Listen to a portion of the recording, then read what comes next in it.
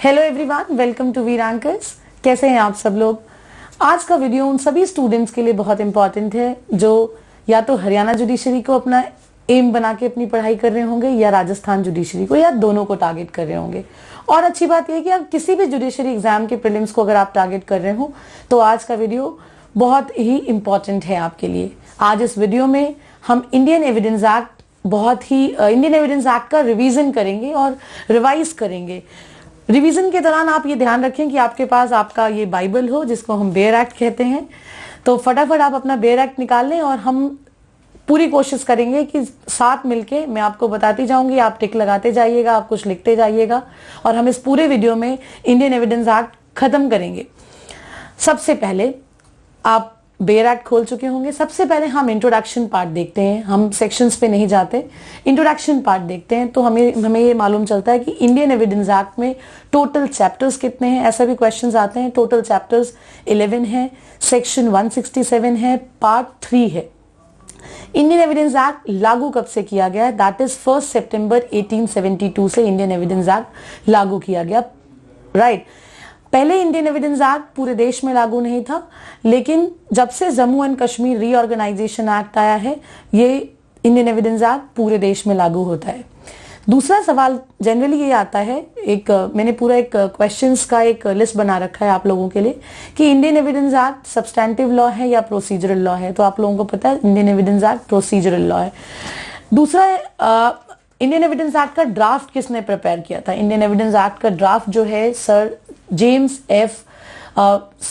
F Stephen ने prepare किया था। Who was a baronet, lawyer, जज who prepared the draft of the Indian Evidence Act. Now coming back to the bare act. Bare act से अगर हम देखें तो अगर हम सबसे पहले हम सेक्शन 1 to 4 कवर करेंगे कि 1 to 4 में हमें कितने इंपॉर्टेंट क्वेश्चंस हैं और हमें कौन कौन से किस तरह से क्वेश्चंस हमारे यहाँ आते हैं।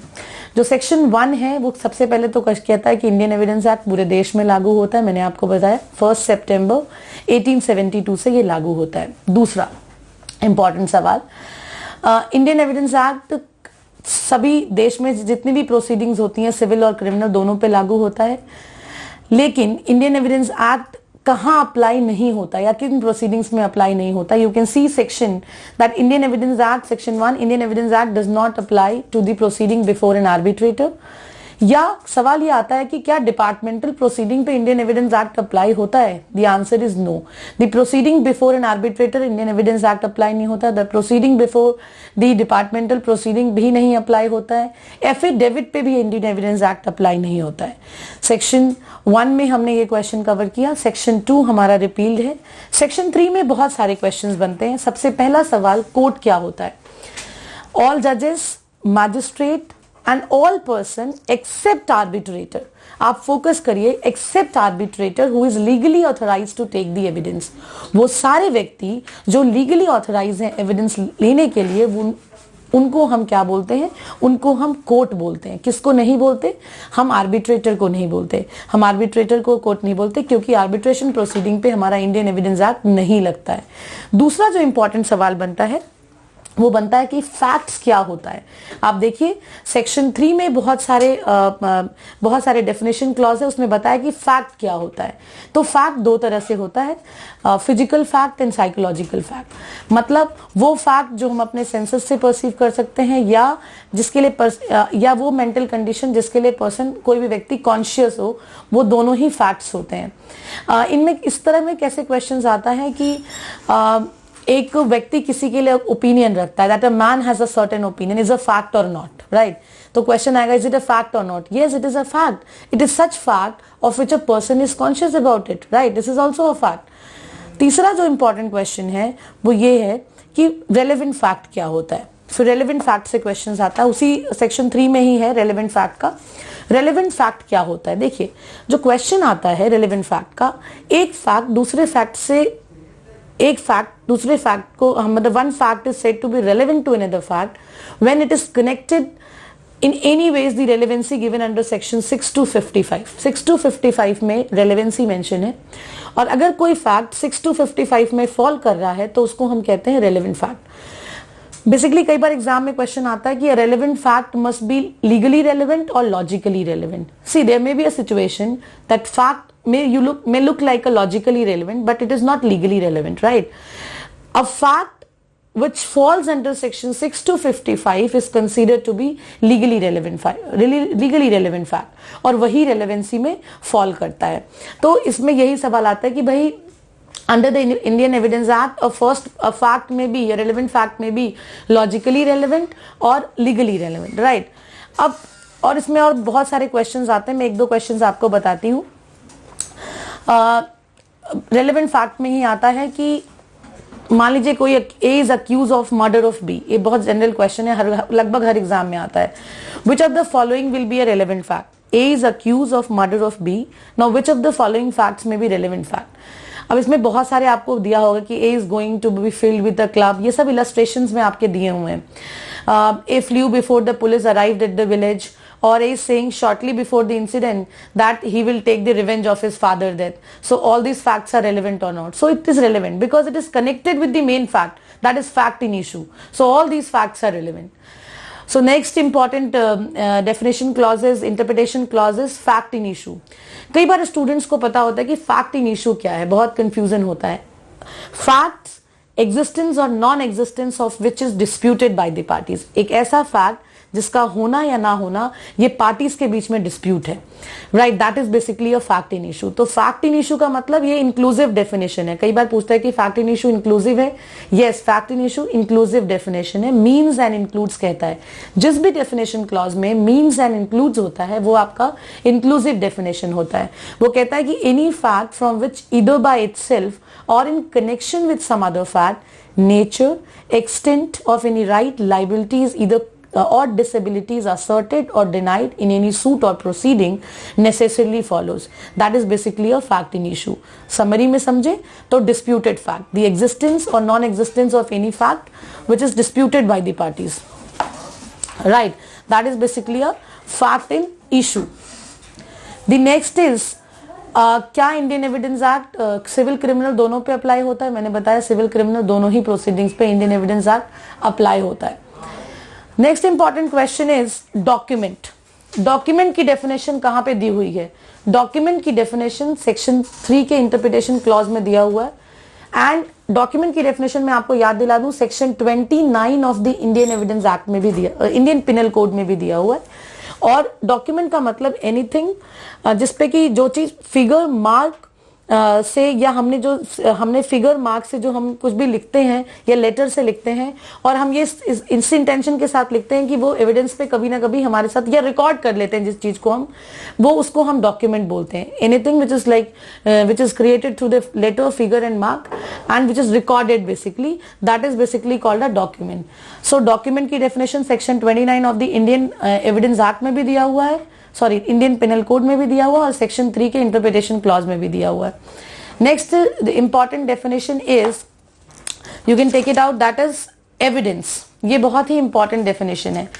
एक जनरली एग्जाम में लगभग हर स्टेट के किसी ना किसी स्टेट में ये सवाल पूछ ही देते हैं.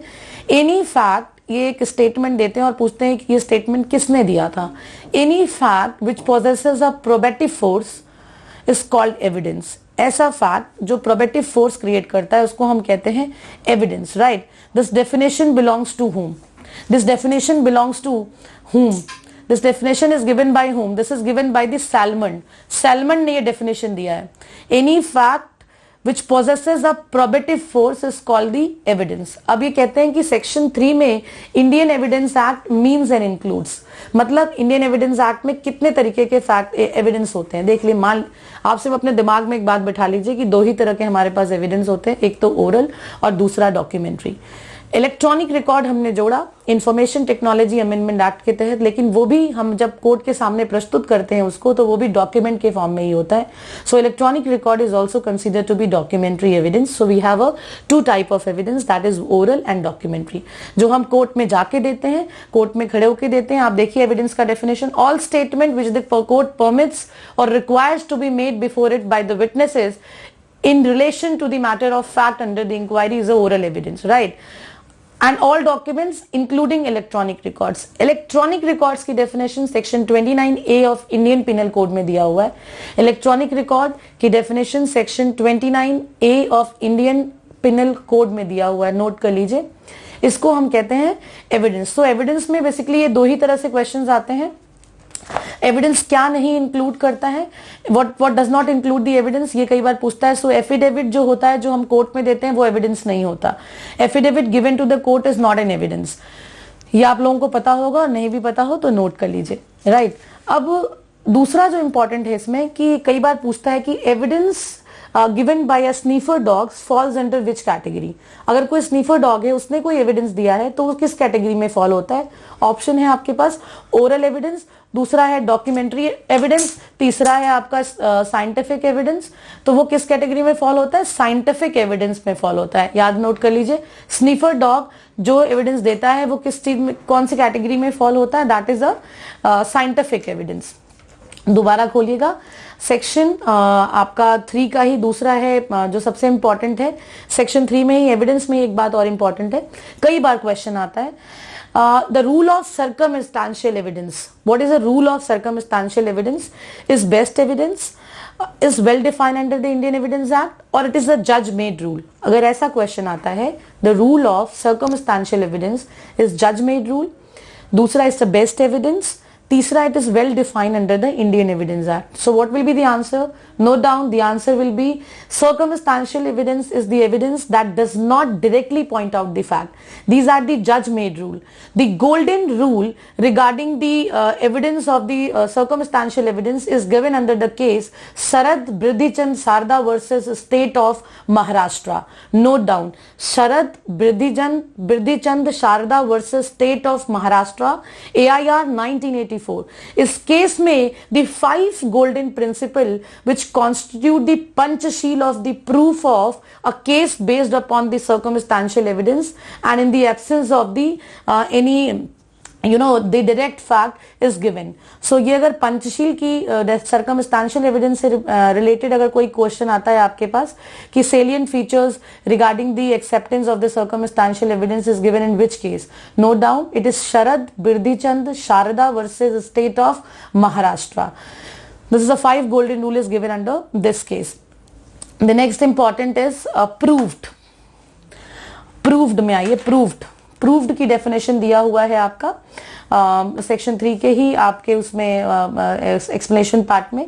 प्रूफ का बेसिकली क्या मतलब होता है, a fact is said to be prove when after considering the matter before it court believes it to exist or consider its existence so probable that a prudent man under the circumstances believes that this fact exists.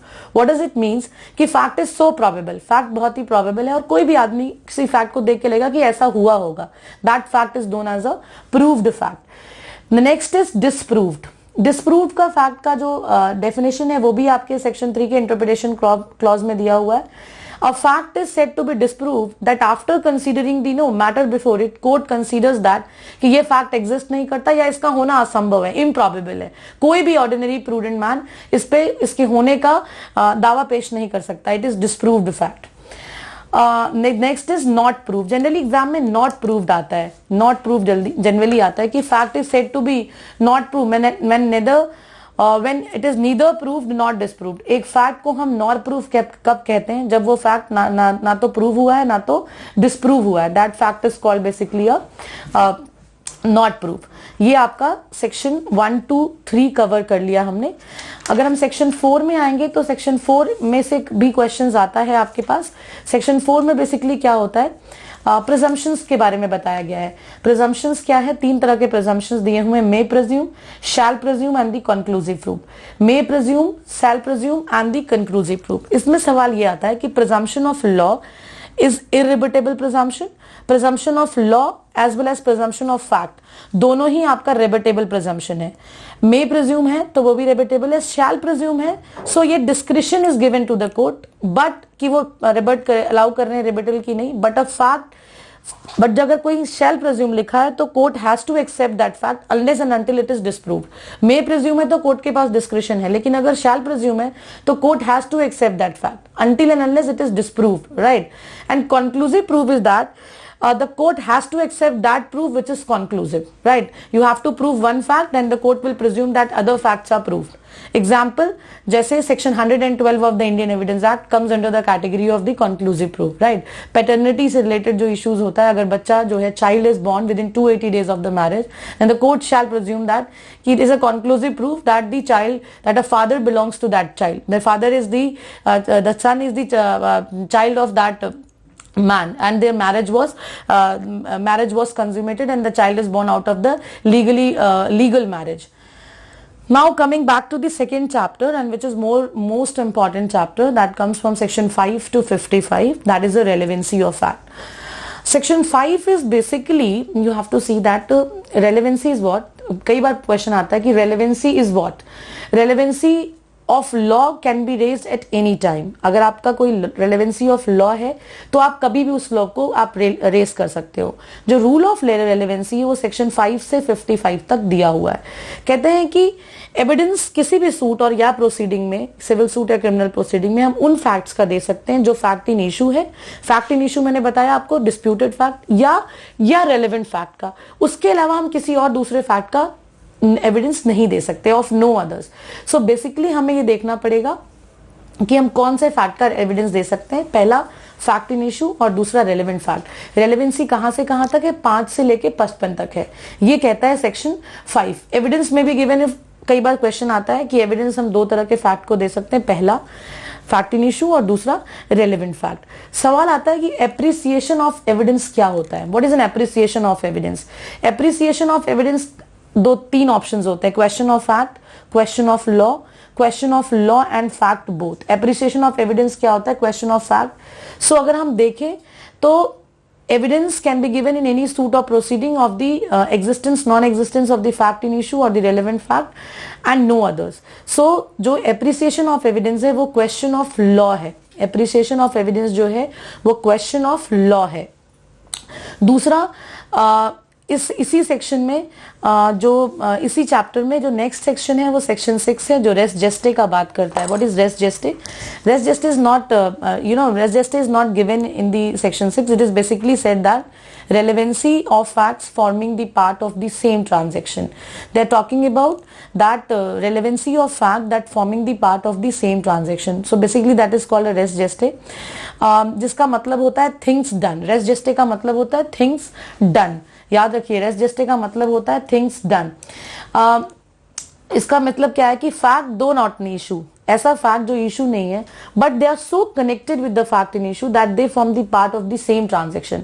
एक ऐसा fact जो issue में नहीं है लेकिन वो main fact से इतना कनेक्टेड है that they form the part of the same transaction. So this is what this come from section 6. Now coming back to section 7. Section 7 में 3-4 बातें आपको याद रखना है. कई सेक्शन 6 से बस यही क्वेश्चन आता है कि भाई रेस जेस्टे कहाँ पे दिया हुआ है, या relevancy of fact forming the part of same transaction कहाँ मेंशन है, प्रिंसिपल ऑफ रेस जेस्टे कहाँ कॉडिफाइड किया गया है, रूल ऑफ रेस जेस्टे किन केसेस पे अप्लाई होगा. देखिए रेस जेस्टे दोनों केसेस पे अप्लाई होता है, सिविल एंड क्रिमिनल दोनों पे होता है. It applies to both the proceeding, civil and criminal proceeding.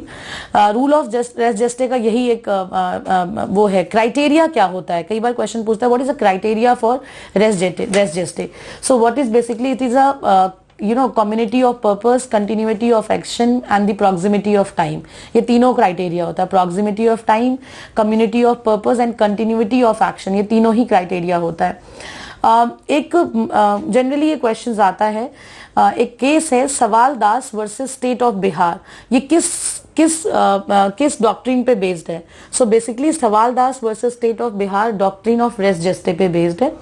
दूसरा क्वेश्चन आता है RM Malkhani versus state of Maharashtra. ये that a contemporaneous tape record of a relevant conservation. इस केस में कहा गया था कि जो recorded tape record of a relevant conversation is a relevant fact. अगर कोई टेप रिकॉर्डेड स्टेट कन्वर्सेशन है तो वो एक रेलेवेंट फैक्ट है. किस ग्राउंड पे कहा गया था? Because it is a part of a res gestae. इसी केस में कहा गया था because it is a part of a res gestae. दूसरा सेक्शन 7 करते हैं. ऑलमोस्ट सेक्शन 6 के जितने भी इंपॉर्टेंट क्वेश्चन है, 2 cases Sawaldas versus state of Bihar, Alam Malkhani versus state of Maharashtra. ये टेप रिकॉर्डेड एविडेंस पे बेस्ड है. सेक्शन 7 कहता है facts which are occasion, cause और effect facts, those are occasion, cause और effect of fact in issue. ये बहुत इंपॉर्टेंट है, इसमें 3 बातें हैं, ओकेजन, कॉज और इफेक्ट। मतलब इसमें कोई बार क्वेश्चन आता है पर्पस, मोटिव, क्या इंक्लूड नहीं करता। So fact is either occasion, cause और effect, right, that included in the section. आप इसका इलस्ट्रेशन देख लीजिएगा, इलस्ट्रेशन डायरेक्टली कई बार पूछ देता है, उठा के इलस्ट्रेशन डाल देगा और वो आपसे क्वेश्चन पूछ लेगा इसमें। नेक्स्ट आता है सेक्शन 8। सेक्शन 8 कहता है मोटिव, प्रिपरेशन और subsequent conduct. See, motive is something which is not an essential element of crime. You must be aware of it. Intention is essential. Motive is a relevant fact which is given under the section 8. Motive may be the compelling force. हम समझ सकते हैं. Intention is the desire of a person to produce a particular consequences. Motive may be the cause, reason for doing that. Right? So motive, when you take motive, motive is one relevant fact. Right? So any fact relevant which shows or constitute a motive or preparation of a fact in issue, that is a relevant fact. कहता है कि question कैसे बनता है। अब इसमें आपको important है कि इसमें कंडक्ट भी बहुत इंपॉर्टेंट होता है, प्रीवियस और सब्सिक्वेंट कंडक्ट दोनों। कंडक्ट किसका किसका, पार्टीज का, उनके एजेंट का, जिनका की रिलेशन है उस सूट या प्रोसीडिंग से, उनका कंडक्ट, या तो वो इन्फ्लुएंस कर रहे हैं या इन्फ्लुएंस्ड बाय हैं, दोनों ही रीजन में वो कंडक्ट जो होगा रेलेवेंट होगा। इसके 2 इलस्ट्रेशंस हैं, दोनों ही इलस्ट्रेशंस बहुत इंपॉर्टेंट है।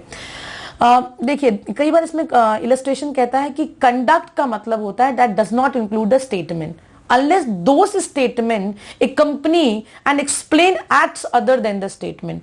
समझिए इसको, but this explanation does not affect the relevancy of statement under any other section. ये कह रहा है कि conduct in this section does not include the statement. ये ध्यान रखिए, unless the statement accompanies and explain the act. मान लीजिए आपका conduct ऐसा, आप रो रहे हैं, अब रोना तो आप रो रहे हैं और रोते रोते आप कुछ बोल रहे हैं, तो ये दोनों ही रेलेवेंट हो गया। मान लीजिए आपका कंडक्ट रेलेवेंट है लेकिन आपका स्टेटमेंट अगर उस कंडक्ट को एक्सप्लेन कर रहा है तो वो भी रेलेवेंट है।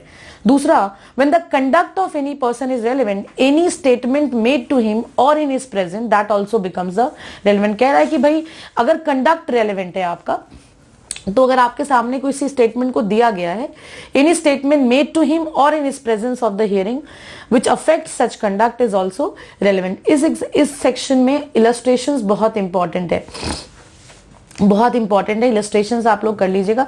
जनरली जो इलस्ट्रेशन जे है, the question is whether A was ravished, तो सवाल यह कि क्या A was ravished. So the fact that she made a complaint relating to crime, the fact that she made a complaint relating to crime, the circumstances under which and the terms under which she made a complaint is becomes relevant, right? वो complain करती है जाके और जिस circumstances में complain करती है वो सब relevant है। अब बिना complain किए वो ये कहती है कि मैं I was ravished, that does not makes any sense, right? दूसरा सेक्शन 9, सेक्शन 9 में जो सवाल आता है, बेसिकली वो सवाल इसलिए आता है, पूछता है कि rule of identification of parade are contain under which of the following section of the Indian evidence act. Identification parade कहां पे दिया हुआ है, दैट इज सेक्शन 9 में दिया हुआ है। Identification parade conducted during the investigation is relevant under which section, that is section 9।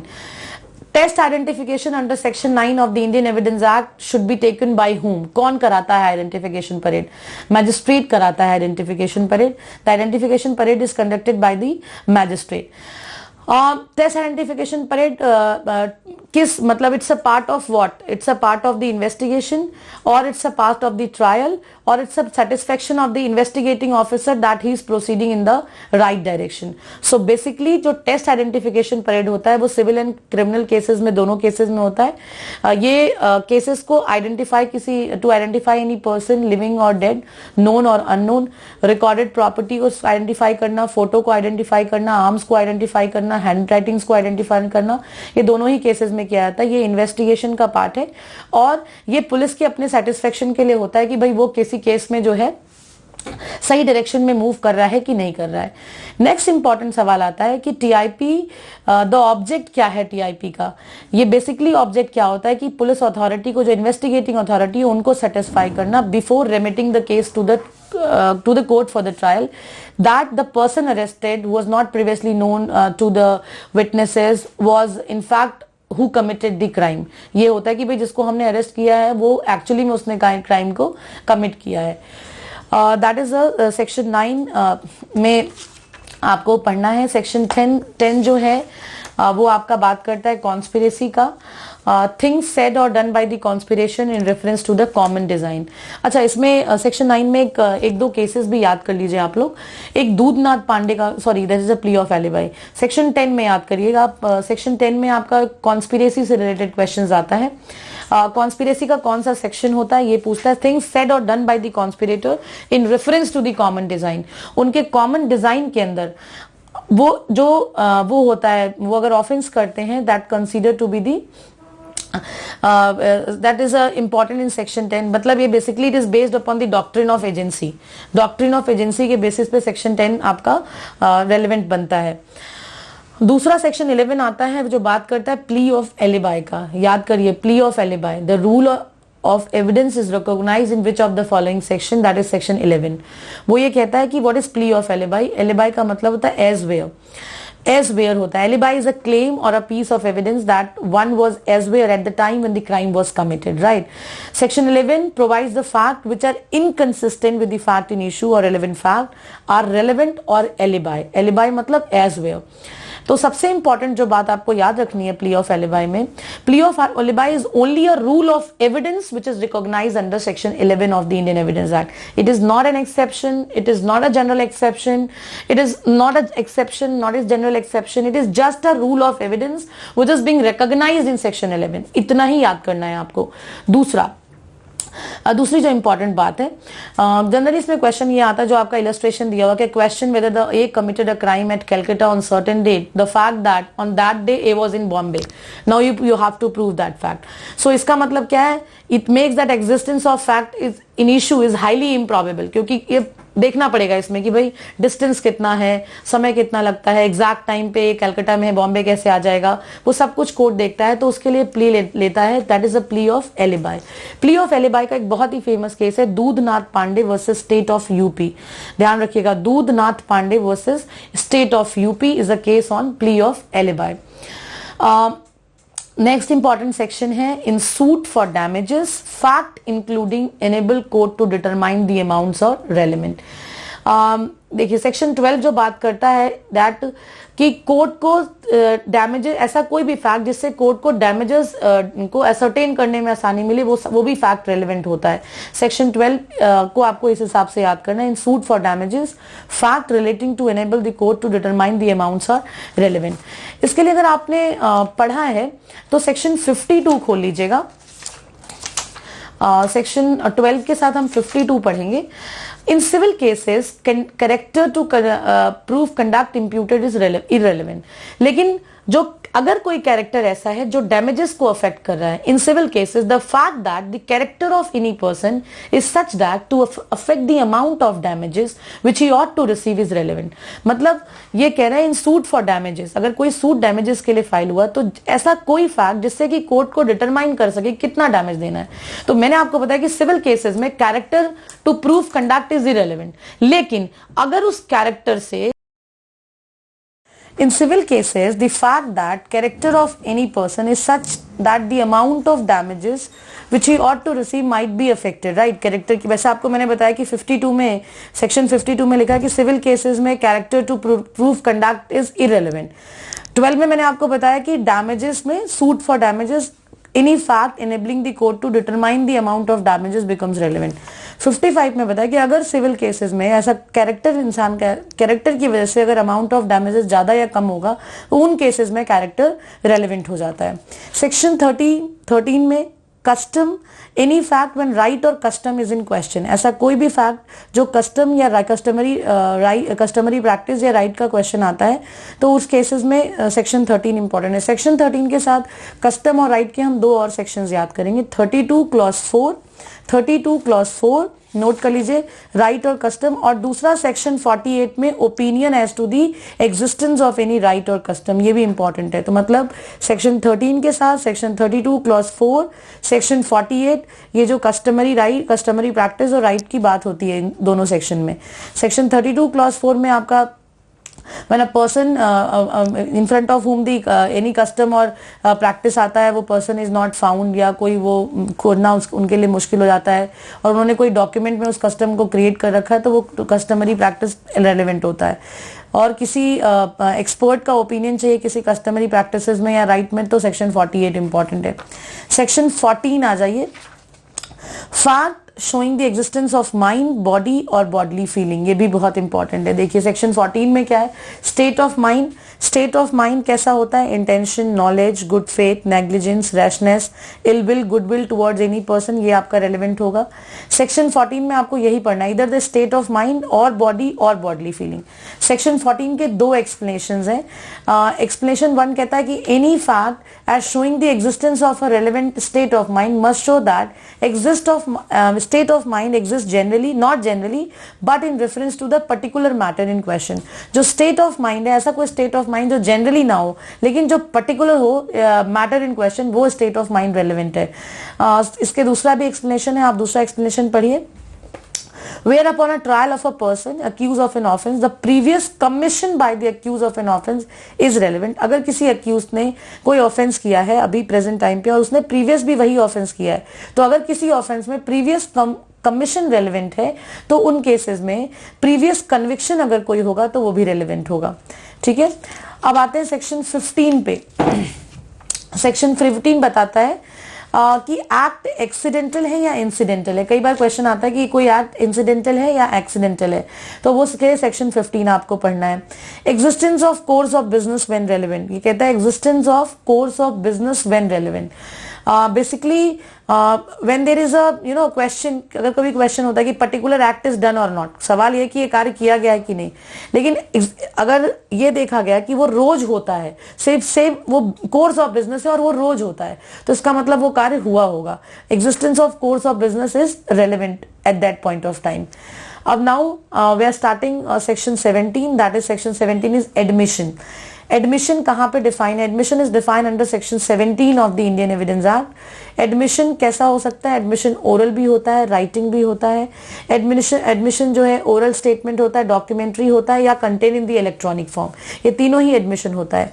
ये सब्सटेंटिव पीस ऑफ एविडेंस है, या हम कह सकते हैं it is the best piece of substantive evidence that a opposite party can rely upon. Right, this is the best piece, though not conclusive, it is decisive of the matter, it is the best evidence of the substantive evidence.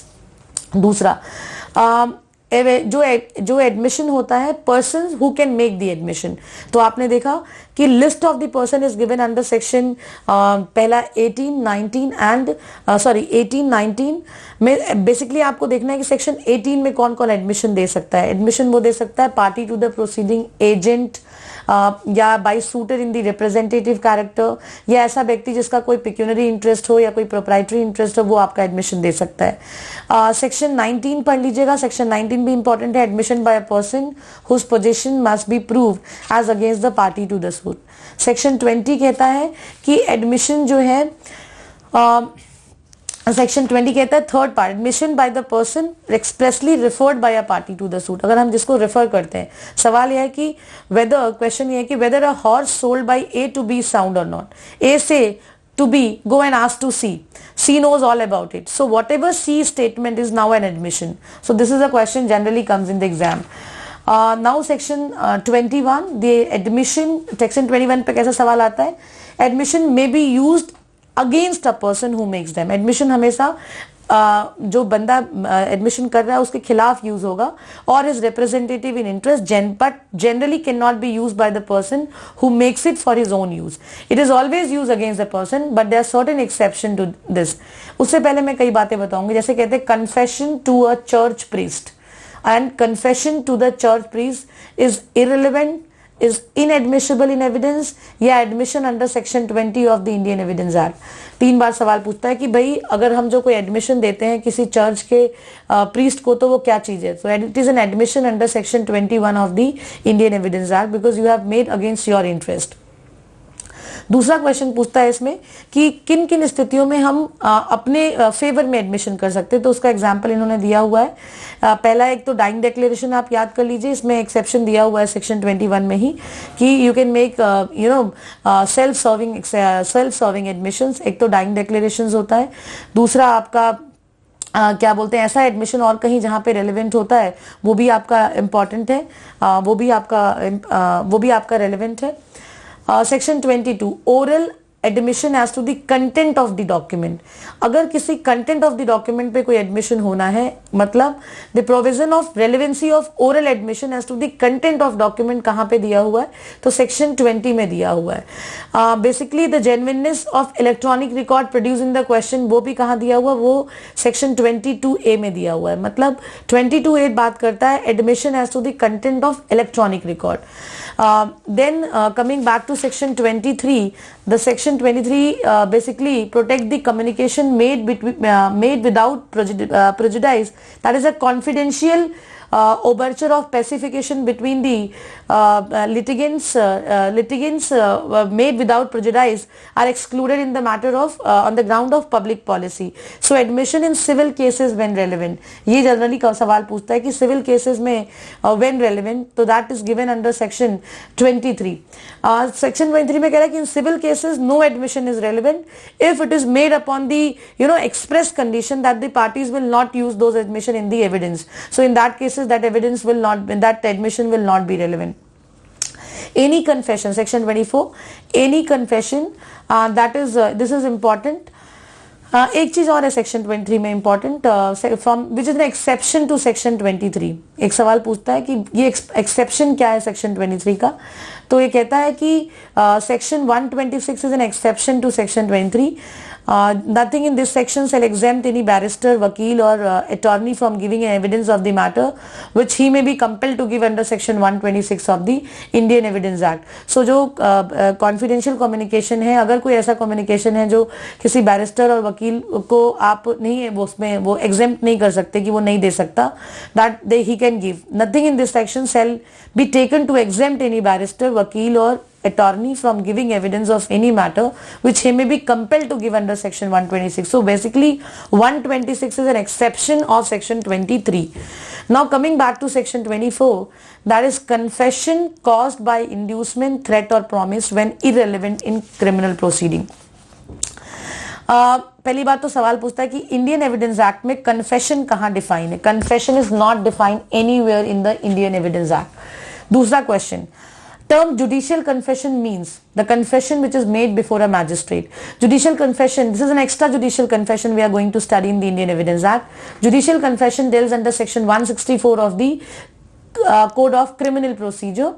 That's a part of the investigation and that is made before a magistrate. Extrajudicial confession क्या है? That can be made to anyone. Extrajudicial confession can be made to police officer or any other person other than the judges and the magistrate. एक और इसमें है, जो extra judicial confession होता है वो उसका क्या वैल्यू होता है। Extra judicial confession, when accused admit his guilt to any other person other than a magistrate or judge, it is called an extrajudicial confession. Evidence in relation to extrajudicial confession is sometimes considered to be the substantive evidence for that reason. So basically section 24 is saying that confession caused by inducement, threat or promise when irrelevant under section in criminal proceeding. Any confession made by an accused person is irrelevant if it is made under a pressure, inducement, any kind of inducement, threat or promise. And this inducement, threat or promise कहाँ से आएगा?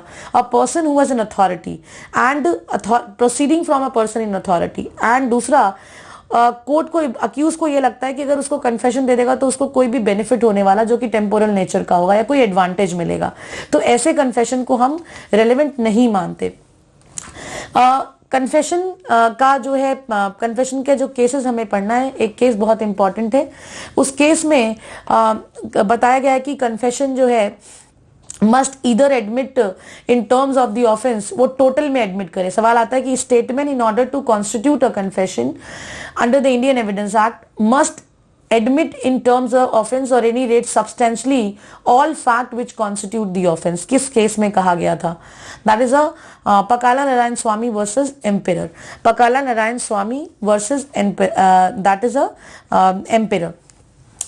दूसरा जो important है इस section 34 उसके लिए 24 के लिए कन्फेशन के लिए एक केस पूछता है Palwinder Kaur versus state of Punjab relates to which of the following.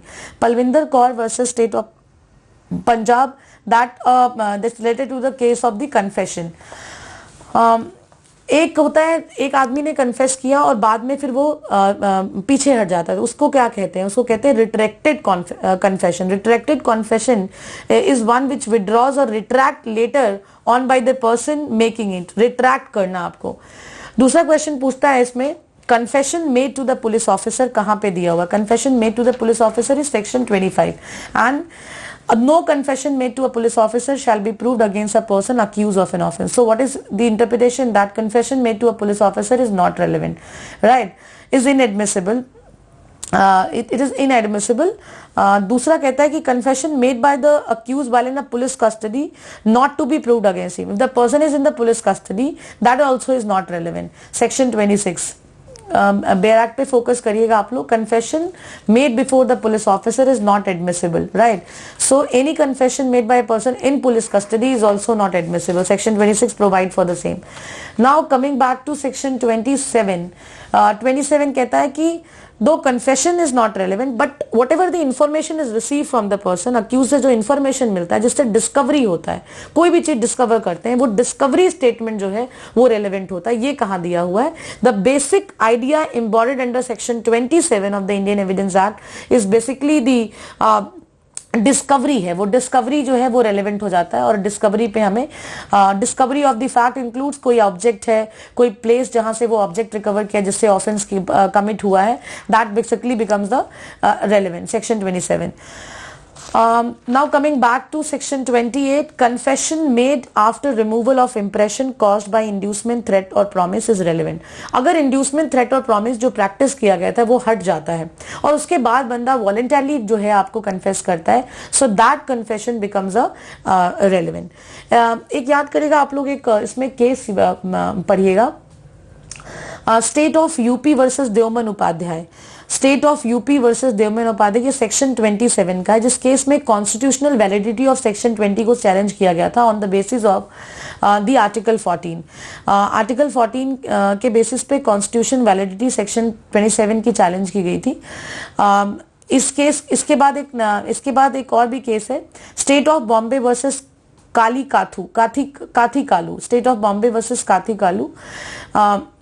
इसमें भी जो है section 27 was challenge on the basis of violation of article 20 clause 3.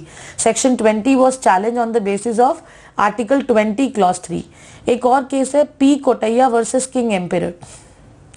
इस केस में P Kotaiah versus king emperor में कहा गया था कि जो सेक्शन 27 है वो सेक्शन 24, 25, 26 का एक्सेप्शन है. P Kotaiah versus king emperor में कहा गया था कि जो सेक्शन 27 है वो सेक्शन 24, 25, 26 का एक्सेप्शन है. याद रखिएगा 3 केसेस हैं, एक देवमन उपाध्याय, एक आपका काथी कालू हो गया, स्टेट ऑफ बॉम्बे वर्सेस काथी Kalu. State of Bombay versus काथी कालू में कहा गया था कि 27 जो है 20 क्लॉज 3 का एक्सेप्शन है. देवमन उपाध्याय में कहा गया था कि जो सेक्शन 27 है वो वायलेटिव है आर्टिकल 14 पे. फिर P Kotaiah versus king emperor में कहा गया कि जो 27 है 24, 25, 26 का एक्सेप्शन है. एक और इंपॉर्टेंट केस है कन्फेशन के बाद हम आते हैं सेक्शन, अगर हम 28 पढ़ते हैं तो अगर कन्फेस कोई करता है और उस कन्फेशन में वो इंड्यूसमेंट, थ्रेट और प्रॉमिस रिमूव हो जाता है तो क्या वो कन्फेशन रेलेवेंट होगा? यस, वो कन्फेशन रेलेवेंट होगा. इसके बाद आप पढ़िए सेक्शन 31 की admission are not conclusive proof. Admissions जो हैं they are not conclusive proof but they may stop the party. इसके अलावा सेक्शन 30 में आप कन्फेशन ऑफ को अक्यूज इंपॉर्टेंट है. सेक्शन 30 में कन्फेशन ऑफ को अक्यूज दिया हुआ है और उसमें एक बहुत ही फेमस केस है Kashmira Singh versus state of Madhya Pradesh. Kashmira Singh versus state of Madhya Pradesh relate to the confession of co-accused. एकदम याद कर लीजिए, यही क्वेश्चन आता है बस, इससे अलावा कुछ नहीं आता.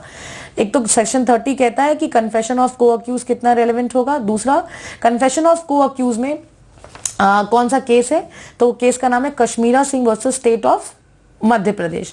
दूसरा, एडमिशंस क्या है? Admissions are not the conclusive proof but they can stop the party. मतलब एडमिशंस आर एस्टॉपल्स. अगर आपके पास एस्टॉपल्स कंक्लूसिव प्रूफ आता तो आप आंसर क्या लगाएंगे? Admissions are estoppels. Admissions are not conclusive proof but they act as a estoppel. Now coming back to the statement by person who cannot be called as a witness, section 32, necessity rule, एक इसको कहते हैं necessity rule as related to the admissibility of evidence is contained in which section? Necessity knows no law, ऐसा कहते हैं. तो इसको कहते हैं necessity rule as to admissibility of evidence is given under which section? I'm presuming that कि आप लोगों के पास ये बेयर एक्ट होगा. Section 32 of the Indian Evidence Act is exception to general rule that hearsay evidence is no evidence. आपको पता है hearsay evidence is no evidence, but hearsay evidence का जो exception है वो है आपका section 32 clause 1, that the statement of the deceased person which is generally known as a dying declaration. So necessity rule as to the admissibility of evidence is contained under which section? That is section 32 clause 1. और या section 32 clause 1 नहीं, section 32. एकदम याद रख लीजिए, कई बार question आ चुका है. हरियाणा में भी आया था ईयर 2011 में. Necessity rules as to the admissibility of evidence is applicable when the maker of the statement is either dead or is incapable of finding or can not be found. इसमें तीनों ही answer होगा आपका. Hearsay evidence is admissible in certain contingency and section 32 is example of that contingency. Section 32 का जो clause 1 है वो कहता है कि when it relates to the cause of death or statement given by a person written or oral who is dead cannot be found or has become incapable of giving the evidence or whose attendance cannot be produced without the amount of delay or expenses. उट cases में अगर वो statement है which is made by a person relating to cause of his death or any circumstances of transaction which resulted in his death, in the cases the cause of that person comes into the question, that becomes a relevant. So dying declaration to be admissible may be made before a magistrate, police officer, doctor या private person. कोई भी किसी के सामने भी आप dying declaration दे सकते हैं. ये valid है and admissible है. चाहे आप किसी के सामने भी दे सकते हैं. ये oral हो सकता है, statement recorded भी हो सकता है. जो डाइंग डिक्लेरेशन होता है ये एक्सेप्शन किसका है? हियरसे एविडेंस का एक्सेप्शन है. दूसरा जो डाइंग डिक्लेरेशन है, there is no need to be expectation of death at the time of making the statement of the person who is making such statement. मतलब ये है कि भाई आपने स्टेटमेंट दिया and then the must relate to the cause of his death or circumstances under which the death has occurred. That is sufficient. Now if you read section 32 clause 1, that is basically the dying declaration is admissible in which type of cases? Civil or criminal both. Civil और criminal both दोनों में ही admissible होता है.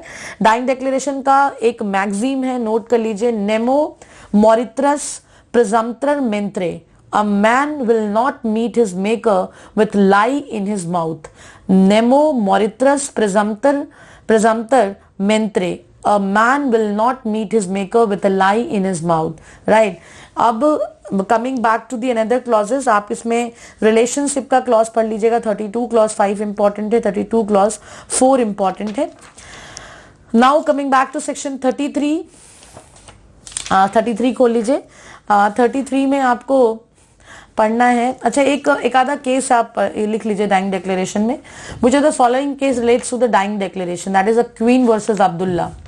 Queen versus Abdullah is a leading case on dying declaration. एकदम याद कर लीजिए. Queen versus Abdullah क्या है? Queen versus Abdullah is a leading case on the dying declaration. Dying declaration कई बार पूछता है, ये Pakala Narayana Swami versus king emperor का जजमेंट कौन से कोर्ट ने दिया था? प्रिवी काउंसिल ने वो जजमेंट दिया था. प्रिवी काउंसिल ने जजमेंट दिया था किसका? Pakala Narayana Swami versus king emperor का.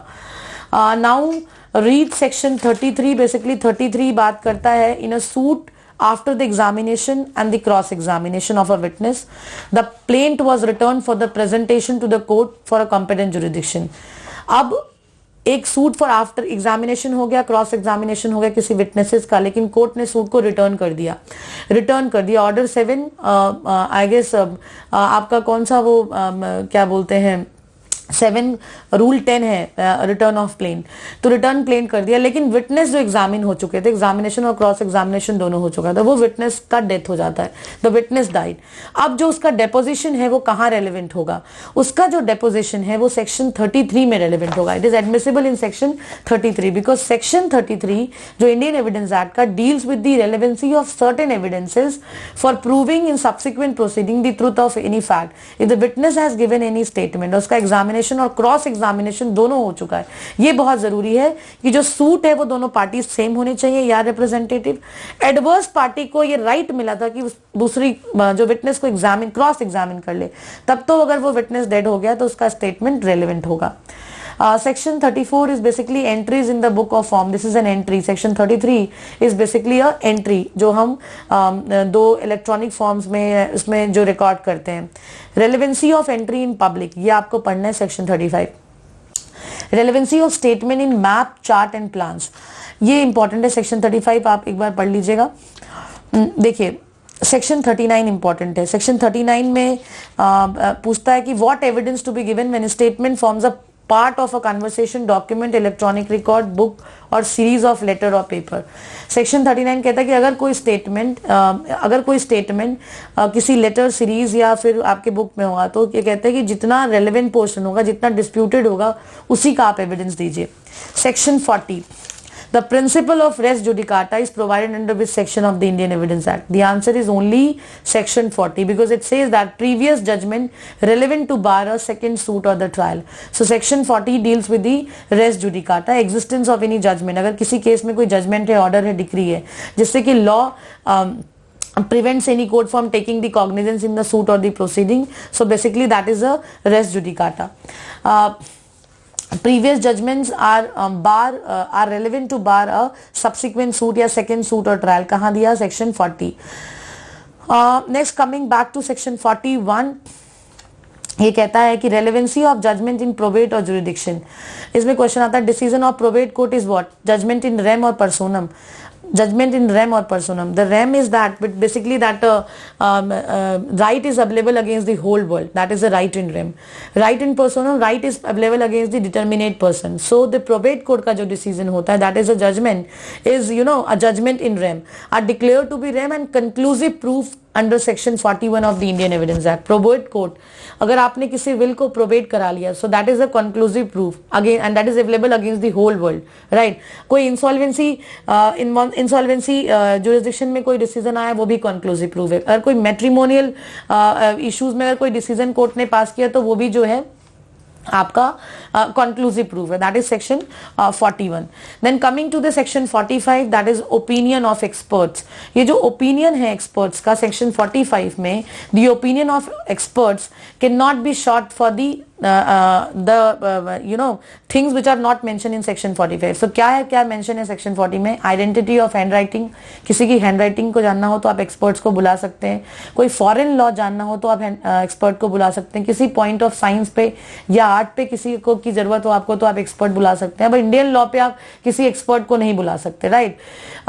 नेक्स्ट ओरिजिनली जो है आपको ये देखना है कि ओपिनियन ऑफ थर्ड पर्सन कहाँ रेलेवेंट है, सेक्शन 45 में, ठीक है। सेक्शन 45 को आपको याद करना है कि जब कोर्ट को किसी मुद्दे पे ओपिनियन देना हो और वो मुद्दा हो फॉरेन लॉ का, साइंस का, आर्ट का, हैंड राइटिंग का, तो कोर्ट जो है, या फिंगर इंप्रेशन का, तो किसी एक्सपर्ट को कोर्ट बुला सकता है।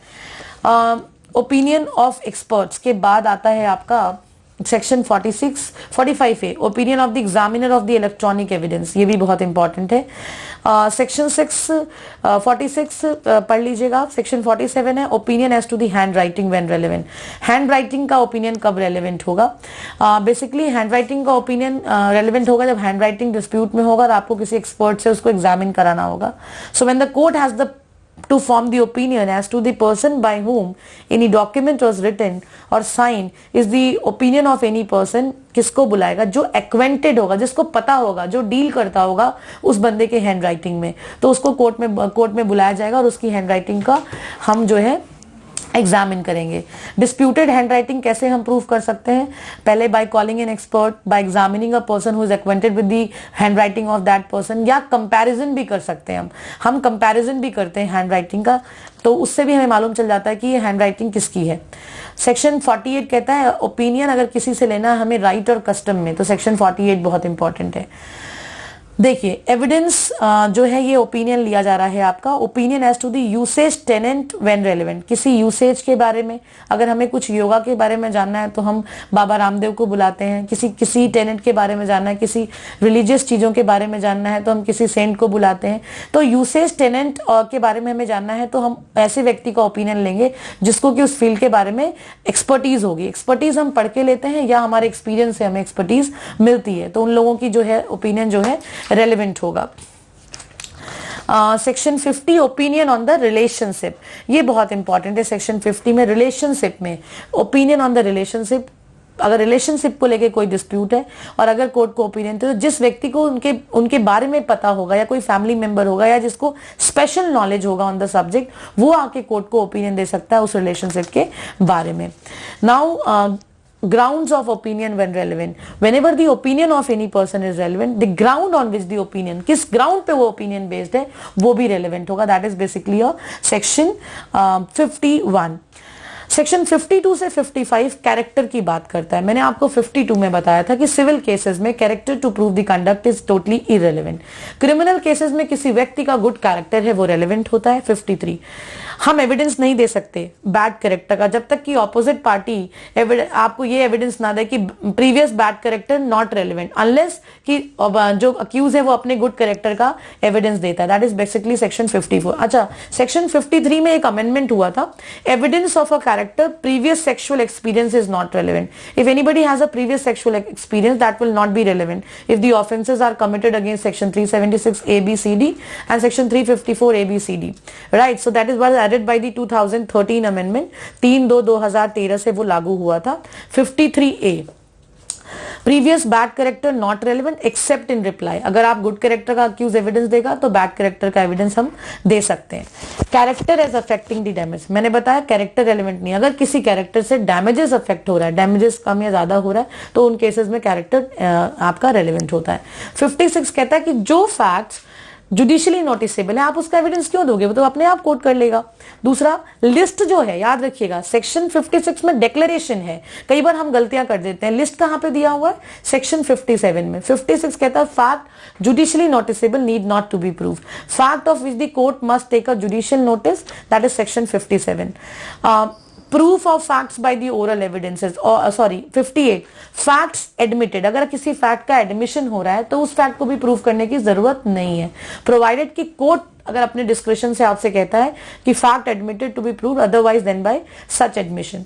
Now coming back to the next chapter, the chapter 4, that is section 59 to 60, proof of the fact by oral evidence. Oral evidence, content of the document may be proved by the oral and the documentary evidence. So basically 59 deals with the oral evidence. अब 60 कहता है कि oral evidence जो है वो direct होना चाहिए। In all cases the oral evidence has to be direct, मतलब जिसने देखा वो आके कोर्ट में कहे, क्योंकि हम हियर से एविडेंस को एक्सक्लूड करते हैं, जिसने सुना वो आके कोर्ट में कहे कि हाँ हमने सुना है, या जिसने अपने सेंसेस से परसीव किया वो बताए कोर्ट को यस जी हमने अपने सेंसेस से परसीव किया है। आज की इस वीडियो में हम सेक्शन 60 तक कवर कर लिए हैं। नेक्स्ट 61 से लेके 167 तक के लिए आपको दूसरी वीडियो देखनी पड़ेगी। Stay tuned for second video और next part. Thank you so much.